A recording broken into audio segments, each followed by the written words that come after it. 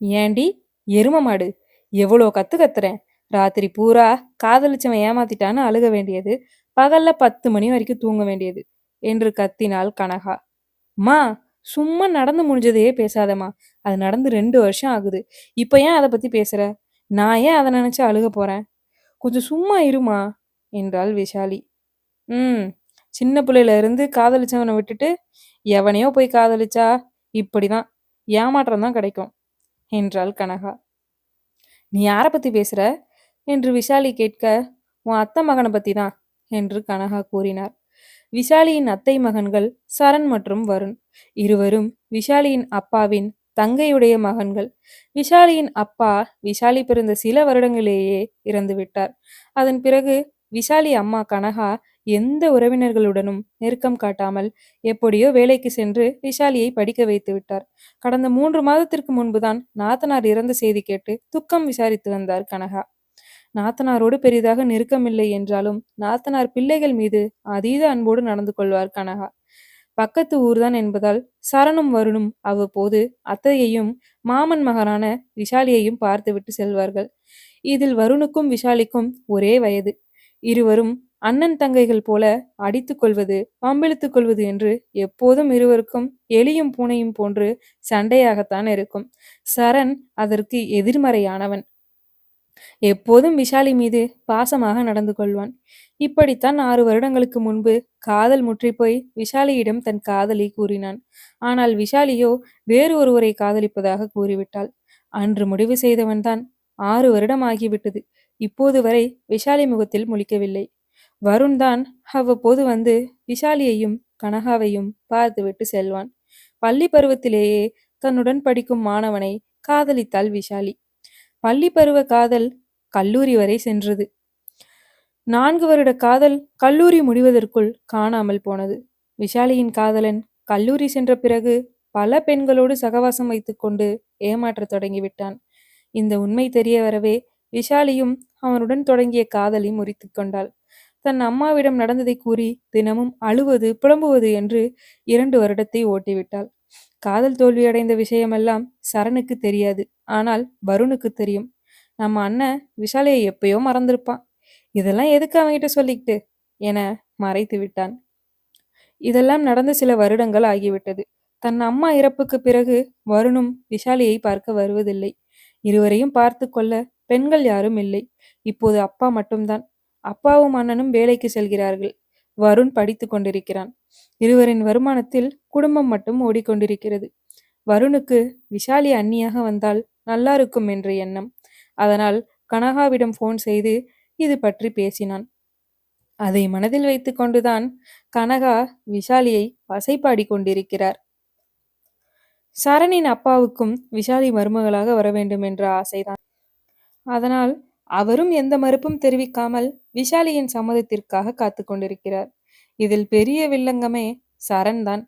தன் அம்மா இறப்புக்கு பிறகுதான் விஷாலிக்கு காதல் தோல்வி அடைந்த விஷயம் அரசல் புரசலாக சரணுக்கு தெரிய வந்தது. அதன் பிறகு கூட விஷாலியை பார்க்கவோ பேசவோ சரண் முயற்சிக்கவில்லை. விஷாலி ஒப்புக்கொண்டால் கூட சரண் ஒப்புக்கொள்வானா என்ற பயம் வருணுக்கு இருந்து கொண்டுதான் இருக்கிறது. கனகாவுக்கு எந்த பிரச்சனையும் இல்லை. ஏனென்றால் விஷாலி சரியான கோபக்காரி. சரண் பாசக்காரன். யாரையும் அதண்டு கூட பேச மாட்டான். என்ன சொன்னாலும் தலையை ஆட்டிக்கொள்வான். கோபமே படமாட்டான். அவ்வளவு எளிதில் அவனை கோபப்படுத்திவிட முடியாது. விஷாலி கோபப்பட்டால் கூட சரண் பொறுத்து கொள்வான் என்ற எண்ணம். அது மட்டும் இல்லாமல் இங்கு ஆண் துணை இல்லை, அங்கு பெண் துணை இல்லை. அதனால் சொந்தத்திற்குள் மகளை கட்டி கொடுத்தால் நிம்மதியாக வாழ்வாள் என்ற ஆசையும் கூட. அதனால் விஷாலியின் சம்மதத்திற்காக காத்து கொண்டிருக்கிறார். மாமி பேச்சுக்கெல்லாம் இவ கட்டுப்பட மாட்டா, நாம பேசி பார்ப்போம் என்று முடிவெடுத்த வருண் விஷாலியிடம் பேசினான்.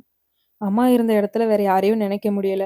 அம்மாவுக்கு அப்புறம் உன் மேலதான் அதிக பாசம் வச்சிருக்கேன். நீ எங்க வீட்டுக்கு வந்தா அம்மா, அண்ணி, தங்கச்சின்னு எல்லா உறவும் எனக்கு கிடைச்ச மாதிரி இருக்கும். அப்பா நீ மருமகளா வரணும்னு ரொம்ப ஆசைப்படுறாரு. நீ அங்க வந்துட்டா நான் அடிக்கடி இங்க வந்து மாமியை பாத்துக்கிறேன். அண்ணனுக்கும் 27 வயசு ஆகுது, உனக்கும் 23 வயசு ஆகுது. சரியா இருக்கும். எல்லாரும் ஆசைப்படுறோம். நீயும் சரணும் தான் முடிவெடுக்கணும். நீ என்ன சொல்ற என்று வருண் கேட்க, சரி, எப்படி இருந்தாலும் எவனையாச்சும் கல்யாணம் பண்ணிக்க தான் போறேன். அதுக்கு அவனையே கட்டிக்கிறேன். உங்க அண்ணன் பழி வாங்காம இருந்தா சரிதான் என்றாள். சரி, அவன்கிட்ட பேசிட்டு என்ன சொல்றான்னு சொல்றேன் என கூறிவிட்டு கிளம்பினான் வருண். 2 நாட்கள் கழித்து மீண்டும் விஷாலி வீட்டிற்கு வந்தான் வருண். என்ன வருணு, சரண் என்ன சொன்னான் என்று கனகா ஆர்வத்தோடு கேட்க, அவன் சம்மதம் சொல்லிட்டான் மாமி என்றான் வருண். விஷாலி ஆச்சரியத்தோடு கேட்டாள். எப்படி அவன் ஒத்துக்கிட்டான்? நான் ஒத்துக்க மாட்டான்ல நினைச்சேன் என்றாள். அந்த தைரியத்துல தான் நீ சம்மதம் சொன்னேன்னு தெரியும். என்ன நினைச்சான்னு தெரில. நானும் அப்பாவும் பேசணும். சரின்னு சொல்லிட்டான். கல்யாணத்தை சிம்பிளா ரெஜிஸ்டர் ஆஃபீஸில் வச்சுக்கலான்னு சொன்னான். அப்பா 15 நாள்ல கல்யாணத்தை முடிக்க சொல்லிட்டாரு மாமி என்றான் வருண். கனகாவும் சரி, அதான் செலவு எதுவும் இல்லை. ஒரு 15 பேருக்கு சொல்லிட்டு வேலையை முடிச்சிருவோம். அப்பாட்ட சொல்லிடு என்று கூற வருணும் சரி என கிளம்பினான். திருமணமே நடக்கப் போகிறது. ஆனால் விஷாலியும் சரணும் பேசிக்கொள்வதாக தெரியவில்லை. நகை வாங்குவது, துணிமணிகள் வாங்குவது என்று அனைத்திலும் ஆர்வம் காட்டியவள் திருமணத்தில் ஆர்வம் காட்டாமல் இயல்பாக இருந்தாள். திருமண நாளும் வந்தது. சரண், வருண் மற்றும் உறவினர்கள் சிலர் வந்து காத்திருந்தனர். சிறிது நேரத்தில் விஷாலி, கனகா மற்றும் சில உறவினர்கள் வந்தனர். அனைவரிடமும் சிரித்த முகத்தோடு பேசினான் சரண். ஆனால் விஷாலியிடம் பேசவில்லை. கடமைக்கு திருமணம் செய்வது போல நின்றான். விஷாலியும் அவனை கண்டு கொள்ளாமல் எல்லோரிடமும் பேசினாள். சிறிது நேரத்திலேயே திருமணமும் நடந்து முடிந்தது. எல்லோரும் ஹோட்டலுக்கு சென்று சாப்பிட்டு விட்டு அவரவர் வீட்டிற்கு கிளம்பினர். வருணும் அவன் நண்பர்களும் சேர்ந்து முதலிரவு ஏற்பாடுகளை செய்யவே கனகா பால் சொம்பை கொடுத்து விஷாலியை அனுப்பி வைத்துவிட்டு வீட்டிற்கு கிளம்பினார். வீடு பெரியதுதான். இருந்தாலும் வருணும் அவன் அப்பாவும் மாடியில் உள்ள ஒரு அறையில் படுத்து கொண்டனர். வீடே அமைதியாக இருந்தது. பால் சொம்பை கொண்டு சென்ற விஷாலி சரணின் பக்கத்தில் சென்று அமைதியாக நின்றாள். கொஞ்சம் குரலை உயர்த்தி என்ன என்று அதட்டிய வண்ணம் கேட்டான் சரண். ஒரு நிமிடம் பயந்து போய் பால் என்றாள். கையில் இருந்த சொம்பை வெடுக்கென பிடுங்கி குடித்துவிட்டு சொம்பை அவள் கையில் கொடுத்தான். என்ன இவன் கோவமே படமாட்டான், நம்மளை பார்த்தாலே பம்முவான், இப்ப மிரட்டுறான், என நம்மளையே பயமுறுத்துறானே என மனதிற்குள் புலம்பிக் கொண்டே சொம்பை மேஜை மீது வைத்தாள். ஏதாவது பேசினா நமக்கு தான் கோபம் வரும், கொஞ்சம் பொறுமையா இருப்போம் என நினைத்தவள் ரூமுக்குள் இருந்த பாயை விரித்து தரையில் படுத்து கொண்டாள். சரண் மெத்தையில் படுத்தபடியே லைட்டை அணைத்துவிட்டு உறங்கினான். ஆரம்பமே அமோகமா இருக்கே. இந்த வருண் மூதேவி பேச்ச கேட்டதுனால தான் இவ்வளவும். அவனை நம்பி இவனை கல்யாணம் பண்ணிட்டு வந்த நாளே கீழே படுக்க வேண்டியதா இருக்கு. காலையில அவனுக்கு இருக்க ஆப்பு என்று புலம்பிக் கொண்டே தூங்கினாள். காலையில் சீக்கிரம் எழுந்து வாசல் தெளித்து விட்டு டீ போட்டு கொண்டிருந்தாள் விஷாலி.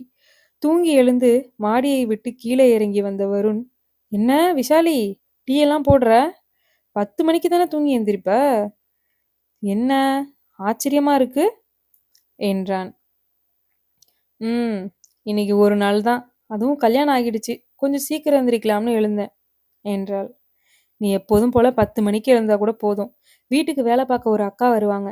இங்கே தான் 2 வருஷமா வேலை பார்க்குறாங்க. நான் தான் உங்க கல்யாணம் நடந்ததுனால 2 நாள் லீவ் எடுத்துக்க சொன்னேன். சாப்பாடு கடையில் வாங்கிக்கலாம் என்றான். அதெல்லாம் இருக்கட்டும், உங்க அண்ணனை பத்தி அவ்வளோ பெருமையா பேசுன, என்னைய பயங்கரமா மிரட்டுறான்டா என்று புலம்பினாள். லூசு, அவன் கோவத்துல இருக்கான் போல. நீ லவ் பண்ண கதையெல்லாம் தெரிஞ்சு எப்படி அவன் சகஜமா பேசுவான்? எப்படி பார்த்தாலும் நீ அவனோட காதலி. உன்னை பயமுறுத்தணும்லாம் நினைச்சிருக்க மாட்டான். சின்ன கோவம்தான், போக சரியாகிடும், ஃப்ரீயா விடு என்று வருண் கூற விஷாலியும் அமைதியானாள். ரூமில் இருந்து பரபரப்பாக வெளியே வந்தான் சரண். என்னடா இவ்வளோ சீக்கிரம் எஞ்சிட்ட என்று வருண் கேட்க, வேலைக்கு நேரமாகுது என்றான் சரண். மாடியில் இருந்து இறங்கி வந்த அப்பா இதை கேட்டுவிட்டு திட்டினர். கல்யாணம் முடிஞ்சு 10 நாள் வீட்டில் இருக்கணும்னு முன்னாடியே சொன்னல, நீயும் சரின்னு சொன்ன, இப்போ என்ன வேலைக்கு போகணும்னு சொல்ற என்று அதட்டினார். இல்லப்பா, லீவெல்லாம் கல்யாணத்துக்கு முன்னாடியே சொல்லிட்டேன். ஆனா இப்போ எதுக்கு வீட்டில் இருக்கணும்னு தோணுது, அதான் வேலைக்கு போகலான்னு நினைச்சேன் என்றான். இப்போ நீ வேலைக்கு போகலைன்னா உன் கம்பெனியில் வேலையே நடக்காதா?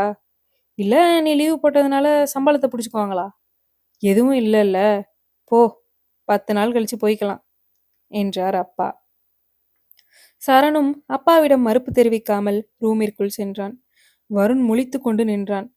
நீ என்னடா முழிக்கிற, போ காலேஜ் கிளம்பு, நானும் வேலைக்கு கிளம்புறேன் என்று கூறவே, ஓ, புருஷன் பொண்டாட்டி தனியா இருக்கணும்னு அப்பா நினைக்கிறாரு போல என்பதை புரிந்து கொண்டான் வருண். டேய், நீயும் போயிட்டா அவ்வளோதான், நான் உங்க அண்ணன் கூட தனியா தான் இருக்கணும். ப்ளீஸ் காலேஜ் போகாத என்றாள் விஷாலி. அம்மாடி, ஆளை விடு, நீயாச்சு உன் புருஷனாச்சு, நான் கிளம்புறேன் என்று கோர்த்துவிட்டு வருண் காலேஜ் கிளம்பத் தொடங்கினான். குளித்துவிட்டு ஹோட்டல் சென்று சாப்பாடு வாங்கி வந்தான் வருண்.